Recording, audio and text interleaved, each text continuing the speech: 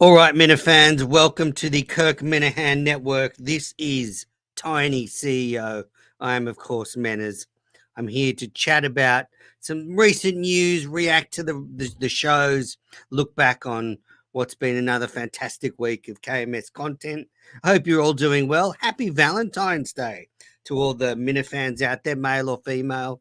I hope you're having a romantic evening, snuggled up with your significant other. Special a special Valentine's Day to all the Minna ladies out there who may be a bit lonely, looking for some company. You know, we're thinking of you. There's plenty of Minna fans out there happy to come over and show you a good time. So don't be shy. Get onto the Minifan dating app, which will be launching soon on the network. But yeah, just thought I'd drop in. There's been quite a bit of chatter in the community, and I wanted to jump on and have a bit of a look back on what's been going on. So I guess let's start with the shows this week from Chicago.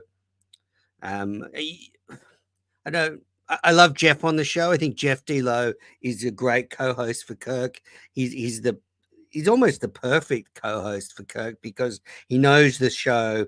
He can talk movies. He knows Barstool. He's very, very good. So it's been great to have Jeff on the show. Obviously, the shows this week have been dominated by sort of reacting to the free throw competition, and I will say that I guess that's not something I was super into. I was still, it was entertaining. I'm glad they did it. I'm very happy for them that they've got this new DraftKings deal because the better Barstool does and the better KMS does, the more likely we are to get more and more Kirk Minahan shows. So, yeah, thrilled about the DraftKings deal. Was the free throw comp entertaining to watch for me? Probably not. And did I need two shows of them reacting to it? Probably not. But that doesn't mean to say that I don't think it's worthwhile. I know there's a lot of listeners to KMS who are right into all that inside Barstool stuff. So, while it wasn't for me, I can see that probably a lot of people did like it. But I just sort of thought, going over it with Titus, then Big Cat, and then Che today. I mean, basically, if you guys sat around throwing hoops for hours on end until they made 41 shots in a row, it's not. It's just. I didn't find it particularly captivating, the whole discussion around it. But again, Kirk just shows what a multi-talented individual he is. I kind of like. I'm a bit annoyed. Like Kirk should not have all this talent. Like one person should not be as smart as he is, as good at sports as he is. The best broadcaster in US history, the best live performer currently in the States. I mean, these are the things one man should share around. And talent. He talent free throw. I mean, let's be honest. If he was a foot taller, he'd have been fucking in the Celtics. He'd have been the next Larry Bird. All that stopped him was his short Irish genes. I mean, if Patricia had actually hooked up with Moss Dudley and produced an offspring, perhaps Kirk would have been in the NBA. It's hard to tell. Maybe he wouldn't have been as smart, but Kirk, great stuff for Kirk. I mean, it just again dominates another Barstool event. Like he is their all-star. He brings them in, and not only does he win trivia, he wins mini golf. He's a very good real golfer. I mean, his approach shot in the Ryder Cup was one of the best shots in golfing history. So it's another stellar achievement for Kirk Minahan. So I hope you're all enjoying the broadcast tonight. Just wanted to let you know that if you want to ask questions, I'm going to go to the chat when I've finished my little rundown. So hold your questions in the chat until I ask for them, because I'm not going to do a BA. I'm not going to be sitting here reading all the comments from Michael Mazzarotti and Kane is able. I appreciate everybody. Appreciate everybody watching, but put questions in when I call for them. See, I even got distracted then by the comment about me streaming cricket. Anyway, whatever. Back to the rundown. So, a triumph for Kirk. He's on an absolute heater. He's the most. the funny thing is, like, when he came into Barstool, all the hardcore Minute fans would say Kirk is now the most talented person at Barstool. And everyone goes, oh, yeah, you're all fucking sucking his dick, whatever. Well, it's true. He is by far the most talented all-round individual at Barstool. You know, he's an athlete. He's he's a he's a genius. He's an entertainer. He's a singer. He's a dancer. It's just quite incredible. So, despite the fact that the two shows this week have been underwhelming, that doesn't take away from the triumph that he achieved. And for him to actually go and record that show on Tuesday, having not slept for about 35 hours, was an effort in itself. The fact that he was falling asleep and they said, "Okay, you're live now," and he sort of woke up to do the show. I mean, that's incredible stamina. I don't know if I could do a show after being up for 36 hours, especially. I wouldn't say Kirk sounded coherent. It was probably the most incoherent and tired I've ever heard him on air. But he just always gives. He gives and gives and gives to the fans, and that's what I like about him. He could have said, "Nah, I'm tired. I'm going to go to bed, and we'll do a long show tomorrow, or we'll do an extra show." But no, he kept to his word, and he did the show on Tuesday. So Kirk again, giving, giving, giving. So a few things I want to talk about, but I think that the person in the spotlight at the moment is one Jack Coleman. There's been a lot built up about tomorrow's events, and he could get both barrels tomorrow. So allegedly, Jeff Lowe has a story he's sitting on about Coleman that he's going to reveal in tomorrow morning's show. And then after that, I think they going to record the Unnamed podcast when Dave Portnoy has a few bullets in the barrel ready for Coleman. So Coleman is going to get an absolute fucking shitstorm tomorrow. He's going to be copying it from Kirk and Dave, and it'll be interesting to see how he reacts to it. And I'm very curious to hear what this story will be with the Jeff Scott. I mean, I wonder what he could be sitting on. So, you know, the way it stands at the moment, Coleman's in a really tough spot, but I think he's handling it really well. And I don't think he's wilting under the pressure. And I think what this indicates to me more than anything is how impressionable Coleman is. He clearly is one of those people, and it's very much a young person's thing that, you know, he's very highly influenced by the company he keeps and by what's in his head at the time. So, you know, a few years ago, he thought Kelly Keegs podcast was the best thing in the world, and he was, you know, right into that. And as Kirk said, you know, he was at college with all these idealistic young women, and he was probably being sort of influenced by them. And, you know, he's very impressionable. Then, you know, he was tweeting Carlin, I think it was, who used to work at Barstool and Portnoy now hates, and, you know, tweeting him 1,000 times. Like, I think Coleman is very, very impressionable. But I actually think Kirk should see this as a good thing, because Coleman's at a stage where Kirk can mold him into what he wants as a producer, and he's not set in his ways. He'll happily take direction. He'll get right into the same interest Kirk has. And I think that Coleman has shown immaturity, the fact that he's impressionable, but I don't think he's shown anything in his character but maybe this Jeff Lowe story is a fucking bombshell.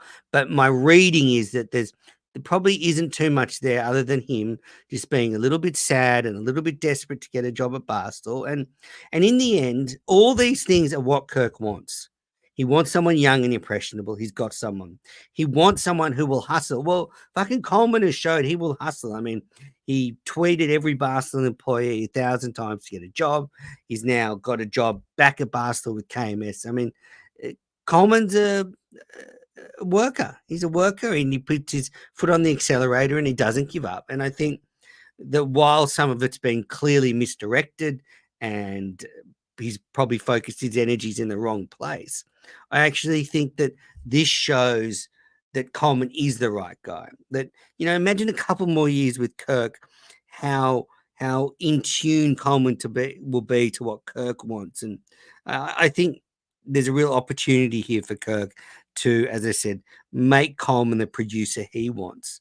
and he's shown that in the past. I mean, and look, I'm quite willing to say that had Coleman gone and got a job with Kelly Keegs, I mean, he'd be influenced by her and be, turn into something different. So I don't think this is a knock on Coleman. He's just a young 23-year-old kid trying to find his way in the world, and we've all been there. And um, I think so. Yeah, I think generally this should be a positive. I guess the one thing that really could be tough for Coleman tomorrow is if Portnoy really fucking goes at it, because when Portnoy really goes at someone, I think there'll be less humor involved than with Kirk, because I think Kirk he's going to have to work with Coleman.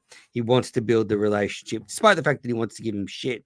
Whereas Portnoy is just going to see Coleman once a week, so he probably doesn't care if they hate each other. So yeah, I think it'll be appointment viewing tomorrow, the Unnamed podcast, and we'll just see if Coleman gets out of it with his ass intact. And well, yeah. Other thing about Coleman, and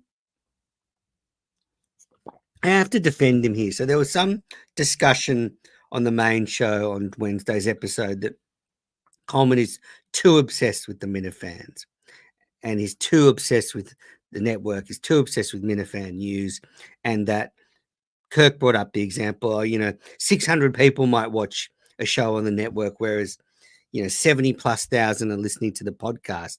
So he thinks maybe Coleman is too focused on this stuff because not enough people are watching it. Well, I would like to strongly disagree with this sentiment, and there's a couple of reasons why.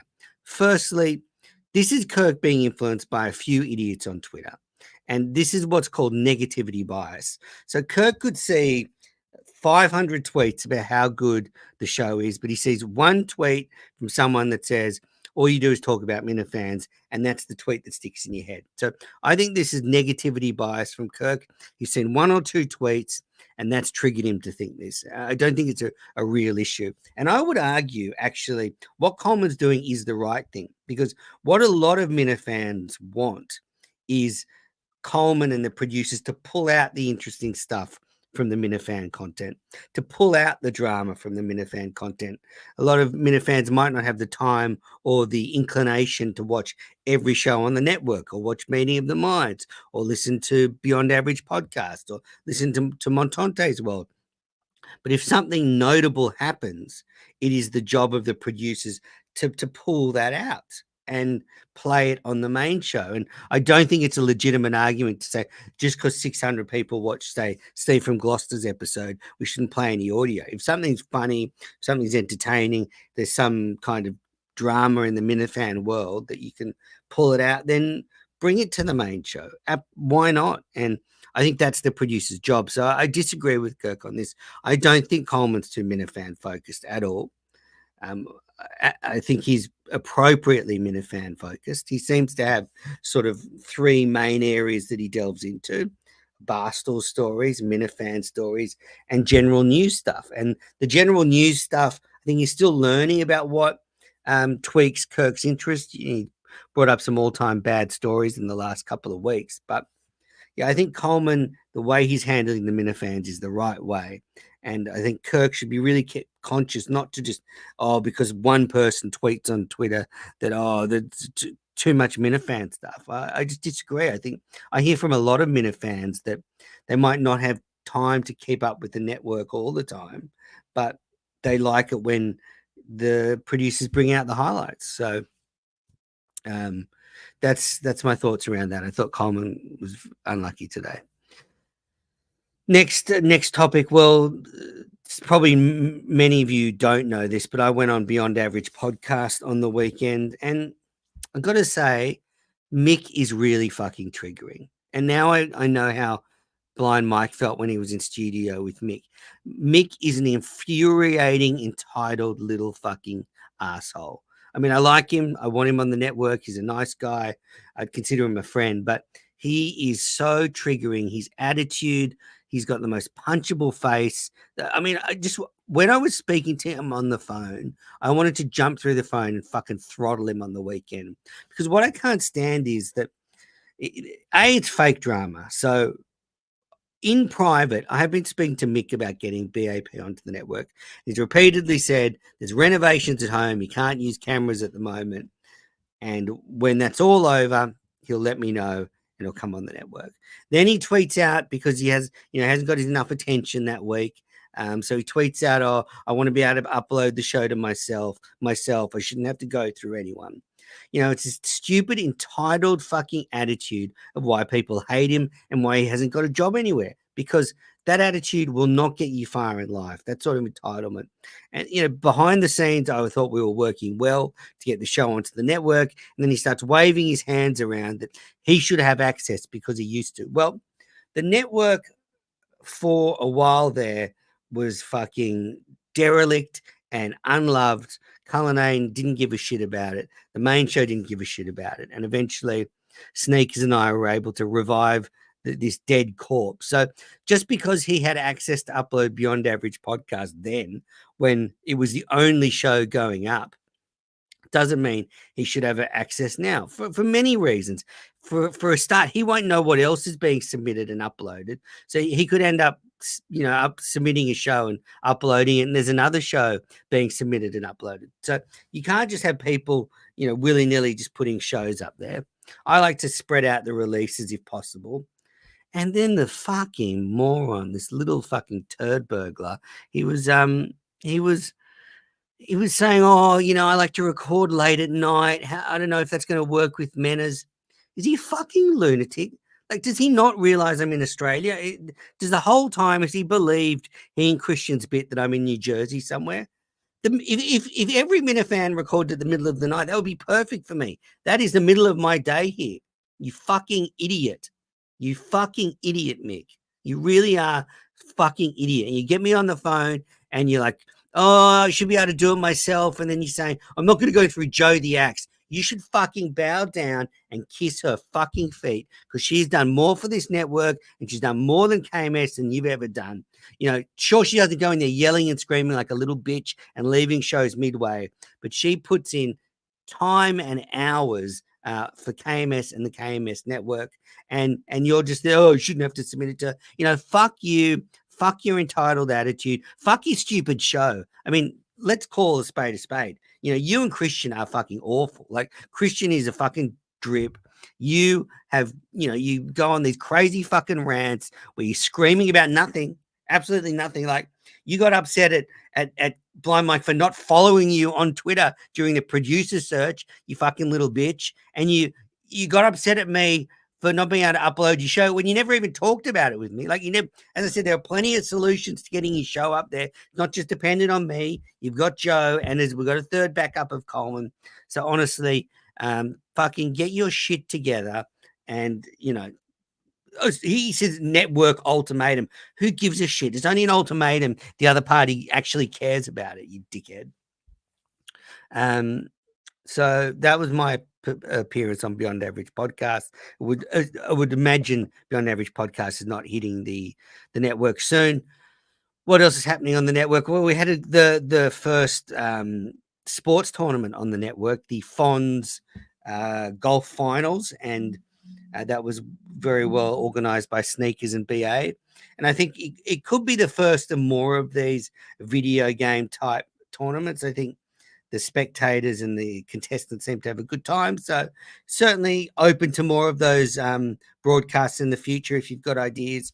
I wonder if there's ones we can do with it are more inclusive, where you don't necessarily have to have a game console, whether they're online, whether it's trivia. I don't know, but the way technology is, there must be some kind of platform where we could sort of invite Minifans on to compete in something. Tim Ridgels has his stupid idea about what's in the box anyway. But yeah, well done from the guys that organized the golf tournament. So fourth place was Nick from Ohio, had a shocker of a tournament. Memes came in third. Second was the Gus Bus, and the winner was McFuss Daddy. So congratulations to Fuss. It was a runaway win. I think he finished minus 20 after 18 holes. So no doubt his settings were probably compromised. He probably had some funky setting on that. Got the ball next to the pin all the time. But anyway, congratulations to him. Steve from Gloucester. I don't know what this. They mentioned it on the main show that he's reacting to a tweet. Let me just have a look. Let me just have a look what it was. Steve from Gloucester. He said that a tweet's been brought to his attention, and he's going to react to it. And I just wonder. I mean, it's old news now, but he was very upset. So what's his Steve from Gloucester? Thank you to those who reached out privately. Blah blah blah. Most of what's going on is just privately processing and dealing with a problematic tweet that was escalated to me by multiple people. We'll record on TCB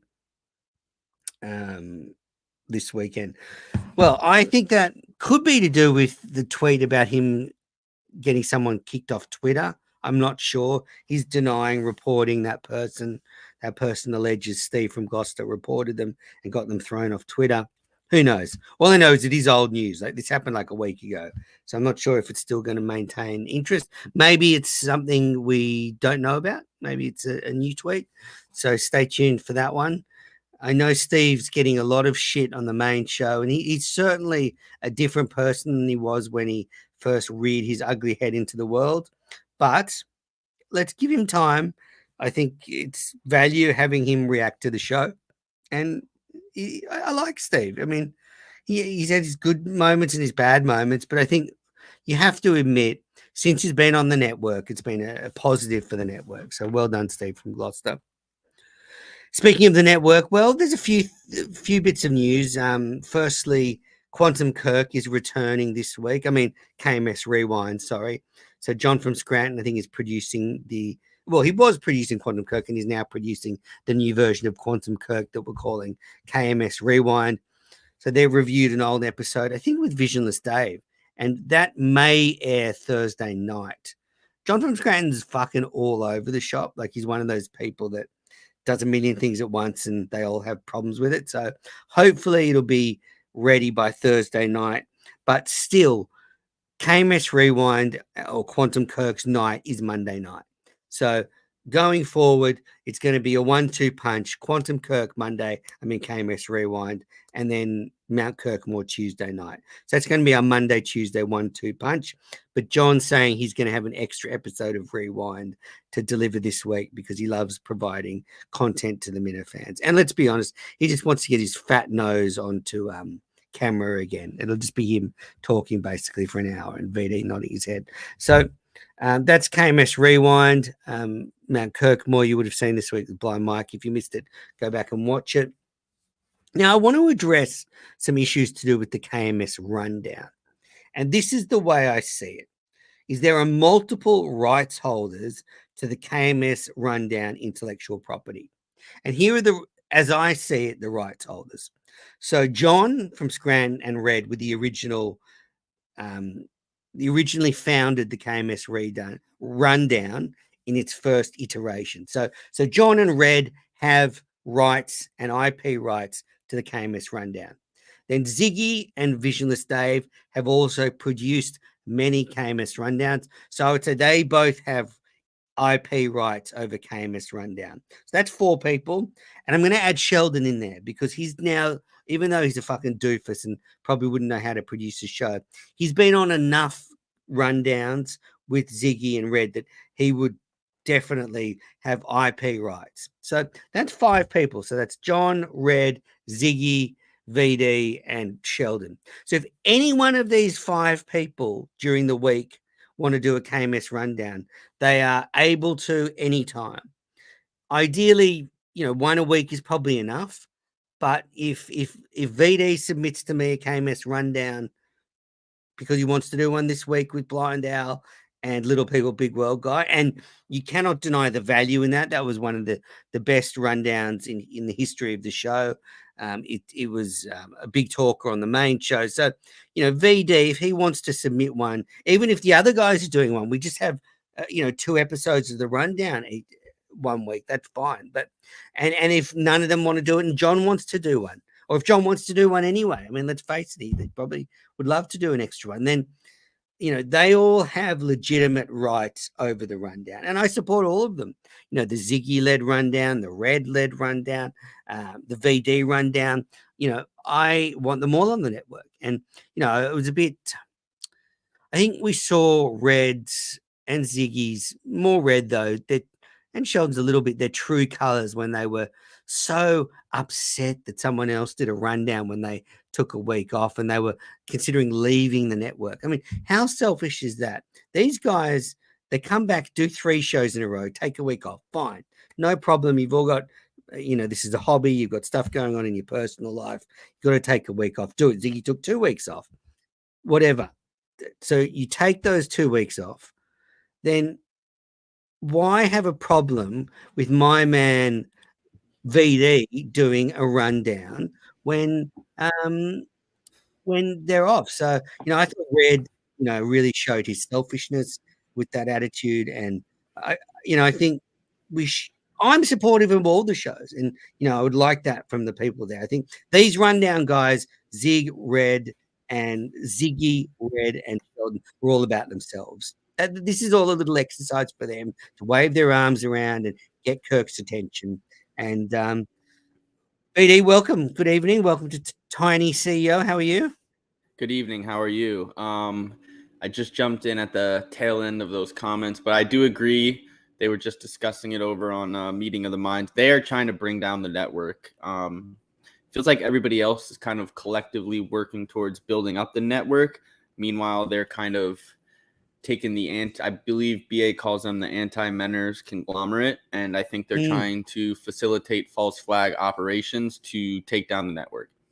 Yeah, 100%. And it's a shame because that we could all work together to make the network fun. Like, I think, why wouldn't me and Red and Diggy do a show? It's time for me and Red to have it out one-on-one on camera. Like, agreed. Let's do it. You big fat pussy. Like, so they considered walking away from the network after the rundown last week, and I hope they don't. But they're just very much, they're very bits orientated, and it's frustrating. What do you think about Ziggy? People are questioning Ziggy's commitment to the rundown. What he did 1 or 2 shows and then he's taken 2 off. I tried to reach out for comment, but he's a tough guy to pin down sometimes. Do you think he just wanted that initial burst of clout and then now he's going to kind of fade back away again? He is a guy that always seems to get cold feet once the lights come on. Well, yes, and their work ethic's pretty shoddy. I mean, so because this is what I think. I think that we should have a rundown every week. And if it's not them, it's, you doing one, or if it's not you, it's John doing one. I mean, I went through it before. There were 5 rights holders: John, Red, you, Ziggy, and Sheldon. All 5 of you could produce a rundown any week and submit it, and it will be put to air. And there's, we should be working together, not against each other. And I think, Ziggy clearly just wants Kirk's attention. That's all he wants. He's still in that 2019, 2020 mindset where you do everything on the network just to get some attention from Kirk. Whereas I think most Minifans that have moved past that, we've moved on to more content for other Minifans. And, Ziggy's all about himself. And you're right. I think you certainly can question his attitude after taking two shows off in a row. It's only fair. Are you in your Chiefs colors there? I'm in my Chiefs colors today, a little bit of Chiefs colors. Yeah. Is the Super Bowl? Did your grandfather? Who did he coach in the NFL?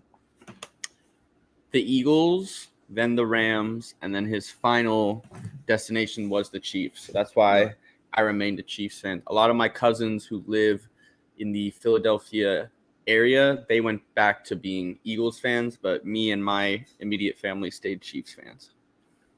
Yeah, so you would have been happy then? Oh, quite happy. Yeah.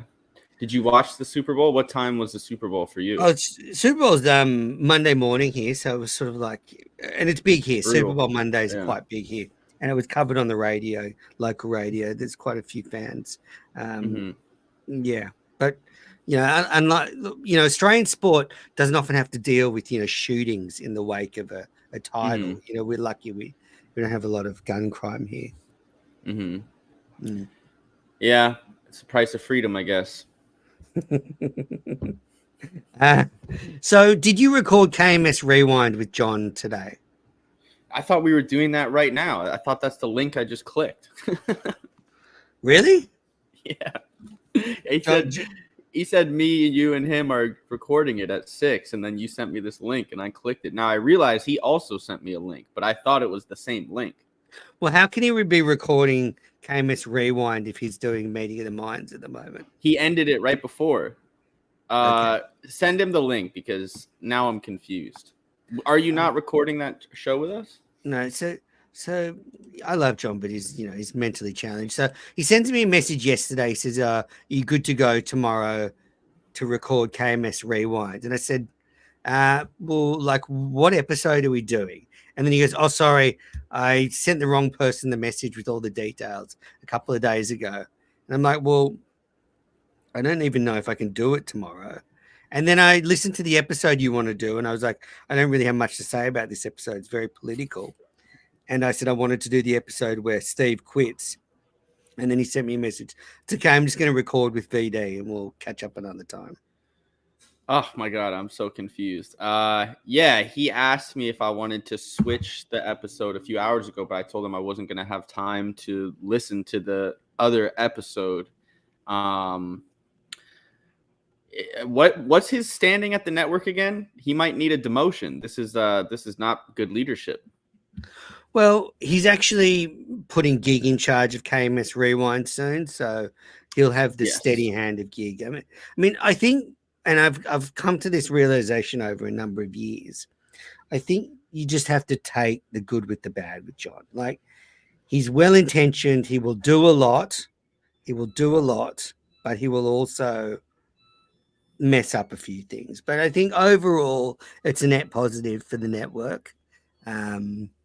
I agree. Yeah, but this is typical John, like just all over the shop, sending messages to the wrong people, all this stuff. I was so confused. I was like, all right, you said this is Tiny CEO, but I thought we were recording KMS Rewind. Oh, classic mix up. Okay, well, I have to go record KMS Rewind. You go and do that. Enjoy. Thank you. Thank you. All right, so that was a quick visit from VD. All right, put your questions in the chat because I'm going to answer them shortly before I get out of here. But that's all I really want to talk about. Big night for Coleman. I wonder if we had to sleep knowing that Kirk and Dave will be going at him full ball tomorrow. Also, congratulations to Jeff winning $14,000 in Vegas. What a man. But I'm with Kirk. I like blackjack. Blackjack's my Vegas. If I went to Vegas or if I go to the casino here, then I would, I like blackjack. All right. So put your questions in the chat. I'm going to go through them. Ted Sarandis, can you not have VD on again? No, you suck, Ted. I really hate you. You've just shown yourself to be a biased fucking loser. All that red looks amazing. I guess they were talking about VD's outfit. Not unfortunately too much blood red at the Kansas City celebration. Minas, as usual, is throwing someone under the bus. No loyalty. John, again, lies from this no-brain idiot. Of course, I just said you take the good with the bad with John, and it's a net positive, you fucking dickhead. Let's see. Who is taller, Menas or VD? I've never stood next to VD, but I would say he is taller. He must be taller. What do you think Menas is thinking when he's reading a comment saying it hit a car? VD rundown better than the Ziggy rundown. Indeed, it does. It hit a car. All right. Well, that's it for all the questions. Here we go. Here's John from Scranton. There's a question for him. What are you doing? Why does John from VD a link? I wanted him to come on Tiny CEO. You know he's recording. Well, I thought you'd already recorded. You said to me This is I can go through the tweets. I said to you, I can only record 9 p.m. and you said that's too late for me. I've got Manners, work we to do. changed the episode timer recording for you. And then you said you can't do it. And now you're fucking with my shit. What's are you wrong doing? with you? You're What's pissing me wrong with off, Manners. What I said were I you could do doing? 9 p.m. Eastern, and you said no. Don't worry Shut about up. it. Oh God, I hate you. You're such a little shit. Yeah, VD was like, why did Menner send me a link? I thought I'm supposed to. Now I'm on Tiny CEO. I'm like this little shit. I thought you'd already. We were I just on thought Meeting you'd the already. Minds for an hour. Don't act like you don't know this and don't know that. Fuck you. I wasn't watching Meeting Fuck of the you. Minds. Oh, I'm sure. Okay, you this weren't. is the I'm sure tweet. you weren't. Scratch tonight. I'll just bring VD and do that episode. Instead, I because had to do can't work. because I can't record that late. I have shit to do for work. Correct. And then I was so gonna. what you? Okay, so you've changed it now, which is fine. Like record when you want, but don't blame me because you sent me. Well, a I'm message, blaming you scratch because tonight. it was I'll at just- 9. and I'll do Listen to that me. episode Listen to me. because I can't record that late. I can't record that late. Listen So to you me. need to And we were apologize to supposed me. to record earlier because we were recording at 9 for you because you're I know, a pain but in then the you dick. said don't worry about it. Then you Yeah, sent because me we this weren't message. recording with you anymore because you didn't want to Exactly. do this So episode. why are you upset that I sent VD a link because I thought he would have been finished by now? Because you're a little twat. You know I'm right. Yeah, it's the good with the bad. You're not right. You're not right at all. Shut up. Stop fucking with my show. Episode's out tomorrow just because you said it's Monday. Peace. That's fine. Peace. We'll put Fuck it out you. tomorrow. Oh, wow. Best producer in the business. Classic mix up. It hit a car. All right. Well, I'm going to go. I just wanted to jump on, update everybody with my thoughts around KMS. And yeah, you heard it there. They're going to record KMS Rewind. I mean, as I said, that's typical John. Sends me a message that they're recording earlier and I'm not to worry about it. Then I go live and he's screaming at me, as VD would say, classic mix up. All right, Montante, this sucks. What an idiot. Anyway, thanks for watching Tiny CEO and stay tuned for more.